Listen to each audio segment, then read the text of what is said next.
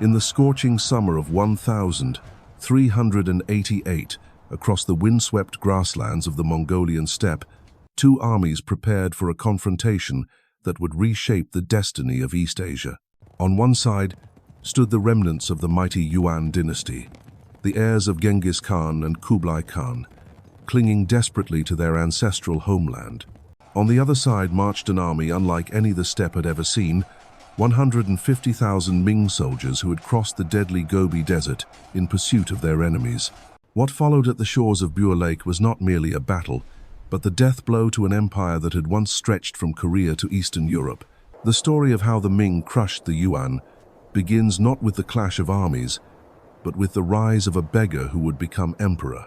In the chaos of the 14th century, as plague and famine ravaged China under Mongol rule, a young orphan named Yuanzhang wandered the countryside, sometimes begging for scraps, sometimes seeking shelter in Buddhist monasteries. Few could have imagined that this homeless youth would one day command the largest military force on earth and drive the descendants of Genghis Khan back into the wilderness from which they came. The Yuan dynasty, established by Kublai Khan in 1271, had ruled China for nearly a century, but by the 1352, their grip was weakening. Natural disasters struck repeatedly. The Yellow River changed course, flooding vast regions and displacing millions. Epidemics swept through cities, leaving corpses rotting in the streets. The Mongol rulers, grown soft and corrupt after generations of Chinese luxury, proved incapable of responding to these crises. Peasant rebellions erupted across the empire, the most significant being the Red Turban Rebellion, which would ultimately topple the dynasty. Into this maelstrom stepped Yuanzhang. In 1352, he joined a rebel army, quickly distinguishing himself not just as a warrior, but as a leader who understood the suffering of common people. His humble origins became his strength, for he knew intimately the hardships that drove ordinary Chinese to revolt against their Mongol overlords. By 1356, he had conquered the great city of Nanjing, establishing it as his capital and declaring his intention to drive out the foreign invaders who had subjugated his people. The transformation was remarkable. The beggar monk became a general, then a prince, and finally in 1368, the founding emperor of the Ming dynasty. Taking the reign name Hongwu, meaning vastly martial, he set about creating not just a new government, but a new vision of Chinese civilization. Where the Yuan had been foreign rulers imposing their will on a conquered population, the Ming would be authentically Chinese, purging the land of what they called barbarian influences while restoring the glory of ancient Chinese culture. But declaring independence was one thing, achieving it was another. The Mongols might have lost China proper, but they had not vanished. Led by Tögüs Temür, the last Yuan emperor, they retreated to their ancestral homeland on the Mongolian steppe, establishing what historians call the Northern Yuan dynasty. From their new capital at Karakorum, they plotted their return, sending raiding parties across the Great Wall and maintaining diplomatic contacts with Mongol sympathizers still living within Chinese territory. The Hongwu emperor understood that his dynasty would never be secure as long as the Yuan remnants existed. A paranoid ruler shaped by years of struggle and betrayal, he saw threats everywhere. The Mongols represented not just a military danger, but an existential challenge to his legitimacy. If they could reclaim even a portion of their former empire, it would prove that the Ming were merely another temporary dynasty, not the restoration of eternal Chinese civilization that Hongwu claimed to represent. To eliminate this threat, the emperor began assembling one of the largest military forces in human history. His standing army exceeded 1 million troops, supported by naval dockyards in Nanjing that were the largest in the world. This was not merely an army, but a war machine designed for one purpose: the complete destruction of Mongol power. Yet the emperor faced a fundamental challenge. How do you defeat an enemy that refuses to stand and fight? The Mongols were masters of mobility warfare. Each soldier maintained 3 or 4 horses, rotating between them to maintain incredible speed across vast distances. Their composite bows could accurately hit targets at ranges exceeding 200 meters, while their cavalry tactics of feigned retreats and sudden flanking attacks had terrorized settled civilizations for centuries. When faced with superior forces, they simply melted away into the steppe, only to reappear when conditions favored them. Early Ming expeditions into Mongolia had learned this lesson painfully. In 1372, a massive Chinese army pursued the Yuan remnants deep into the grasslands, only to be defeated by Biligtu Khan Ayushiridara and his general Tögüs Temür. The Chinese discovered that their infantry formations and siege equipment, so effective in defending cities and fighting conventional battles, became liabilities in the open steppe where mobility was everything. But the Hongwu emperor was nothing if not persistent. If one approach failed, he would try another. Throughout the 1,370 seconds and 1,380 seconds, he launched a series of campaigns designed not to conquer Mongolia outright, but to systematically eliminate Mongol strongholds and reduce their capacity for organized resistance. Each expedition brought lessons that would be applied to the next. The breakthrough came with the rise of a general who understood both Chinese military organization and steppe warfare. Lan Yu had been born in Dingyuan, Anhui province, into a family with military connections. His elder sister married Chang Yuchun, one of the Hongwu emperor's most trusted generals, providing young Lan with opportunities to learn the art of war from masters of the craft. By the 1,370 seconds, he had proven himself in campaigns from Sichuan to the northern frontier, earning a reputation for tactical brilliance and personal courage.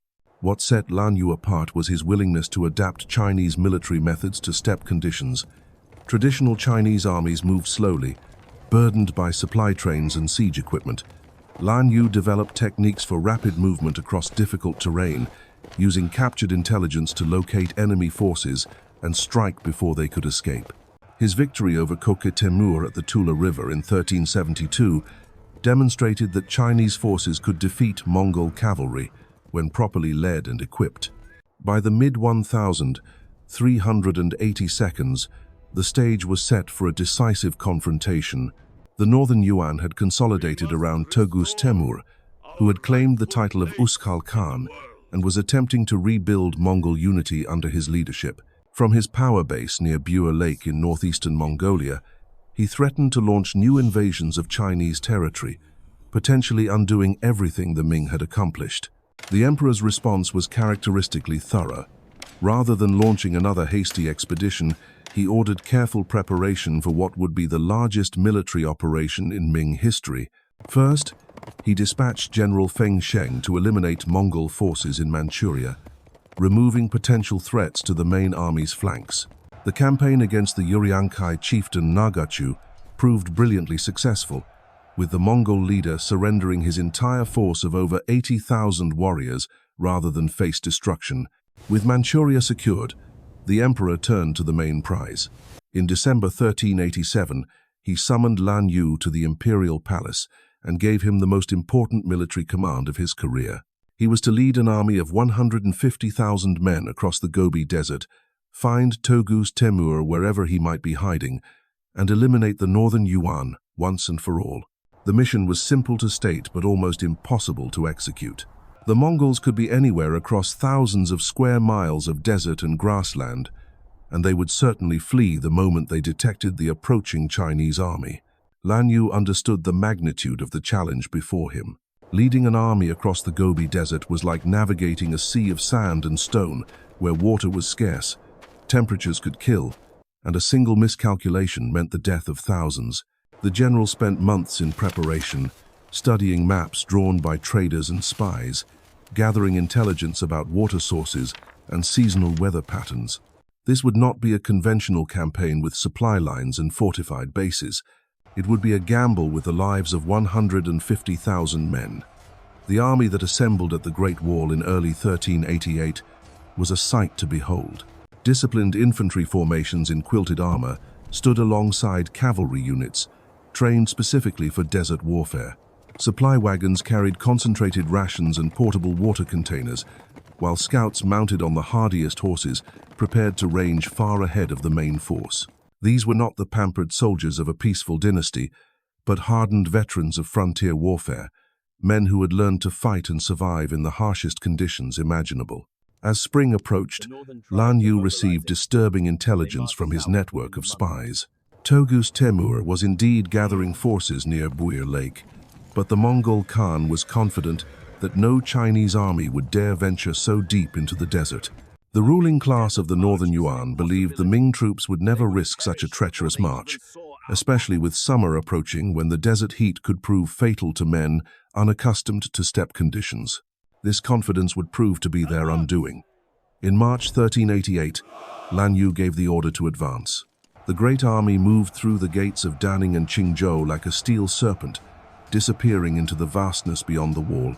Behind them lay the ordered world of Chinese civilization, with its rice paddies and walled cities.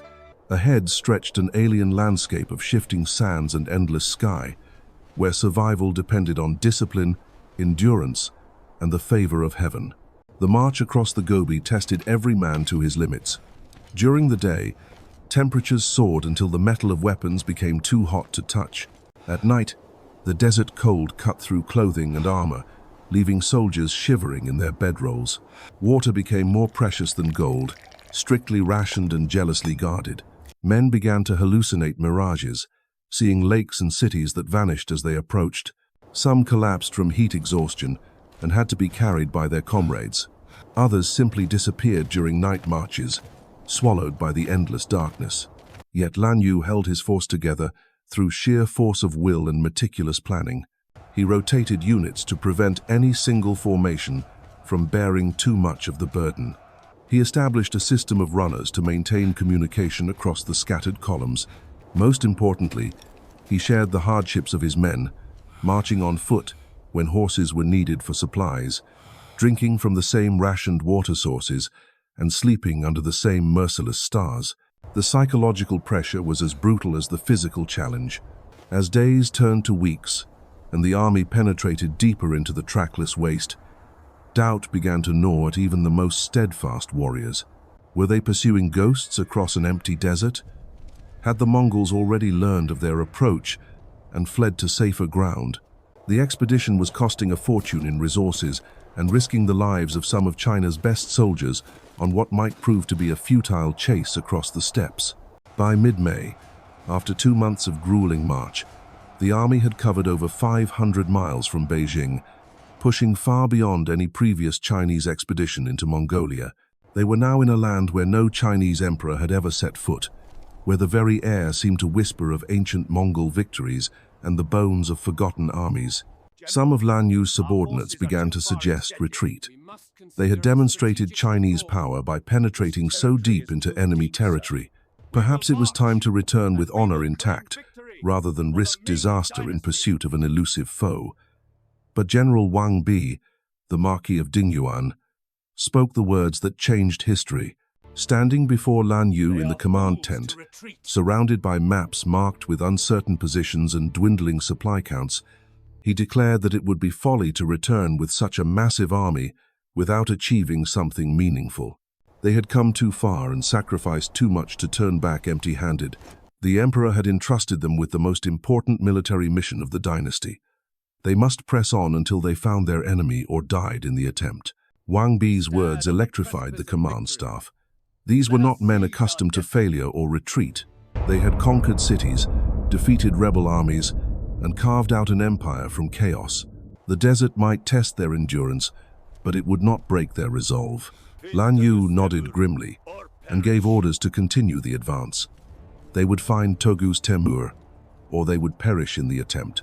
The breakthrough came from the network of scouts that Lan Yu had deployed across the surrounding terrain. Despite the vast emptiness of the Gobi, trained eyes could read the landscape like a book. Tracks in the sand, trampled grass, the location of water sources, and the flight patterns of birds, all told stories to those who knew how to interpret them. On the night of May 17th, scouts reported that they had located the main Mongol encampment northeast of Buir Lake. The news spread through the Chinese ranks like wildfire. After months of hardship and uncertainty, they had finally found their quarry. But now came the most dangerous part of the entire operation. The Mongols were still unaware of the Chinese presence, but that advantage would disappear the moment they were spotted. Tögüs Temür commanded thousands of the finest cavalry in the world, warriors who could mount their horses and disappear into the steppe faster than any pursuing force could follow. Lan Yu made the decision that would define his place in history. Rather than risk a conventional approach that might alert the enemy, he would attack under cover of darkness and storm. A sandstorm had begun to blow across the desert, reducing visibility to mere yards and filling the air with stinging particles.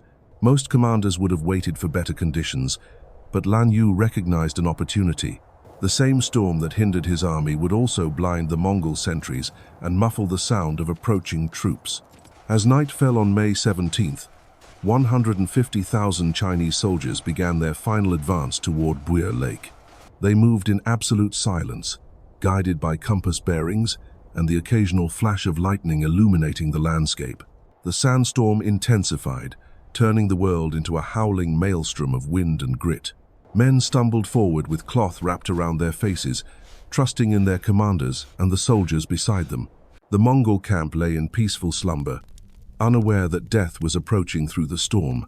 Tögüs Temür and his nobles rested in their felt tents, confident in their scouts and the natural barriers that protected them. Their horses grazed peacefully nearby, while guards huddled against the wind and sand. None suspected that the largest Chinese army in history was moving through the darkness toward them, preparing to strike at dawn with the fury of a dynasty determined to eliminate its greatest enemy forever. Through the howling darkness, Lan Yu's massive army crept forward like a phantom across the desert floor.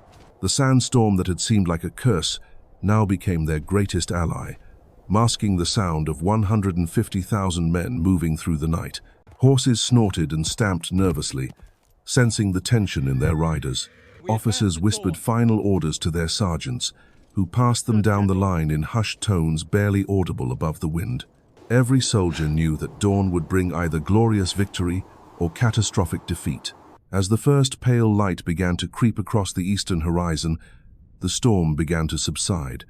Through the thinning veils of sand and dust, the Chinese vanguard could make out the shapes of countless felt tents scattered across the grassland near the lake shore. Smoke rose from dying campfires where Mongol warriors had warmed themselves through the cold desert night. Herds of horses grazed peacefully in the distance, their bells jingling softly in the morning breeze. It was a scene of pastoral tranquility, about to be shattered by the fury of war. Lan Yu raised his hand, and across the desert, his signal was repeated by officers throughout the ranks. The moment had arrived. With a sound like distant thunder, the Ming army surged forward. Cavalry units on the flanks spread out to prevent escape, while the infantry advanced in disciplined formations, their spears glinting in the dawn light. War drums began to pound, their rhythm echoing off the surrounding hills and carrying across the water of Buir Lake. The effect on the Mongol camp was electric. Warriors stumbled from their tents half-dressed, grabbing for weapons and calling out in alarm. Horses reared and scattered as their herders tried desperately to control them. Women and children screamed as they realized an enemy army had appeared, as if from the earth itself. The northern Yuan, masters of mobility and surprise attack, found themselves caught completely off guard by an enemy they had never expected to see. Tögüs Temür himself emerged from his royal pavilion, his face a mask of disbelief and rage. This was impossible. No Chinese army had ever penetrated so deep into Mongol territory. His scouts had reported nothing. His shamans had assured him that the spirits protected this sacred ground. Yet here were the banners of the Ming dynasty advancing across his homeland, carried by more soldiers than he had ever seen in one place. But the Mongol Khan was no coward.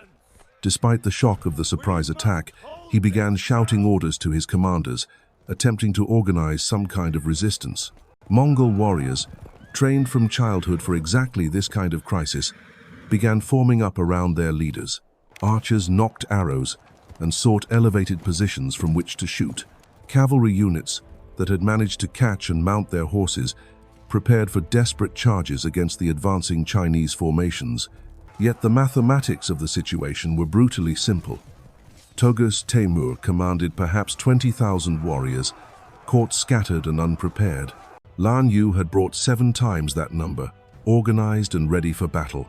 The Mongols fought with the fury of cornered wolves, their curved sabers flashing as they carved into Chinese ranks.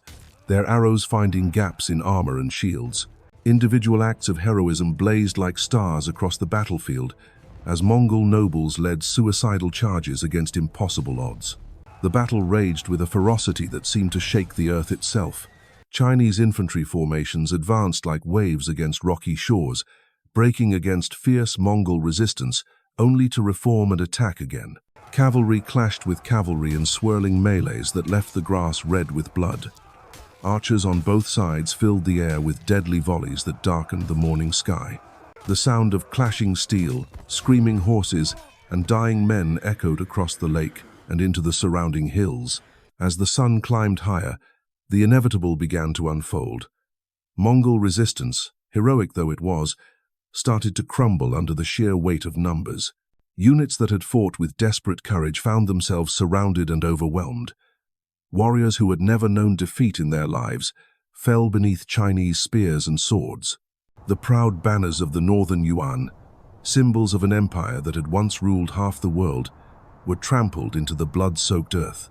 The turning point came when Mongol general Karajan, leading a final desperate charge to break through the Chinese encirclement, was struck down by a forest of spears.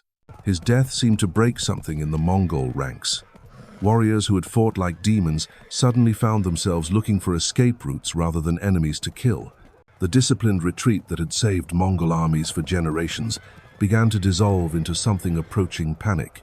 Tögüs Temür, realizing that the battle was lost, made the agonizing decision to save what could be saved. Surrounded by his personal guard, he fought his way through the chaos toward the northern edge of the battlefield, where a gap still existed in the Chinese lines.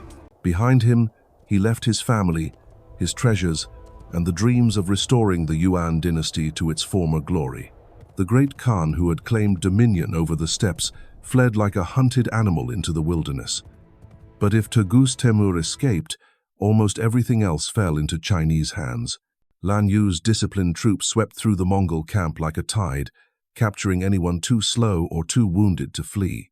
The haul was staggering in its scope. Hundreds of Mongol nobles, including members of Tögüs Temür's own family, were taken prisoner. Tens of thousands of ordinary Mongols, from warriors to craftsmen to herders, found themselves captives of the Ming army. The material wealth captured was beyond counting.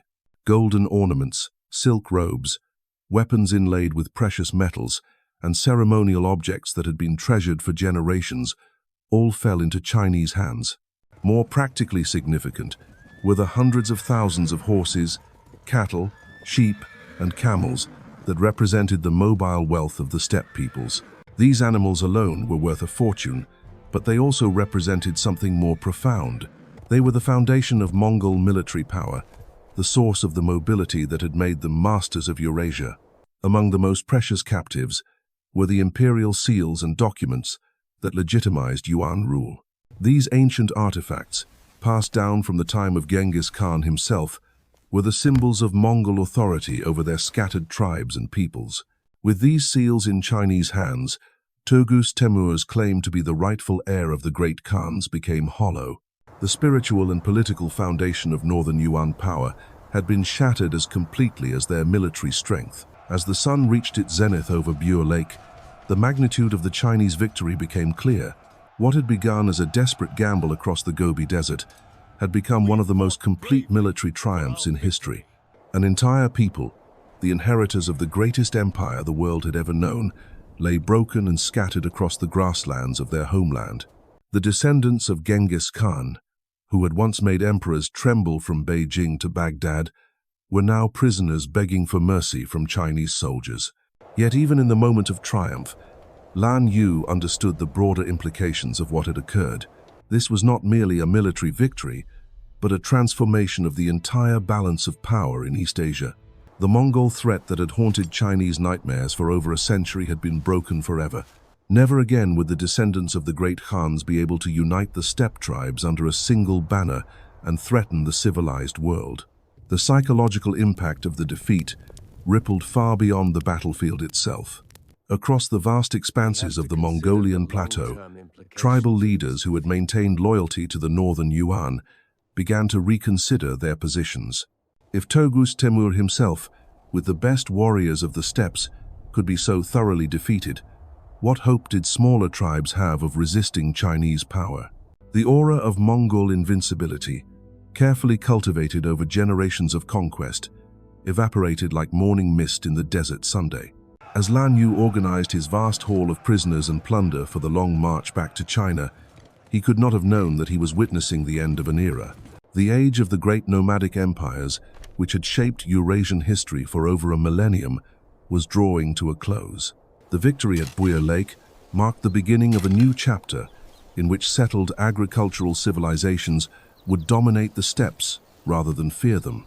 Thus ended the northern Yuan dynasty, not with the grandeur of their ancestors' conquests, but in the dust and blood beside a remote lake in the Mongolian steppes. From the ashes of that defeat, the Ming would rule China for nearly 3 centuries, while the Mongols fragmented into scattered tribes, never again to threaten the civilized world as one people. The beggar who became emperor had achieved his ultimate victory, and the heirs of Genghis Khan learned that even the greatest empires must eventually face their final dawn.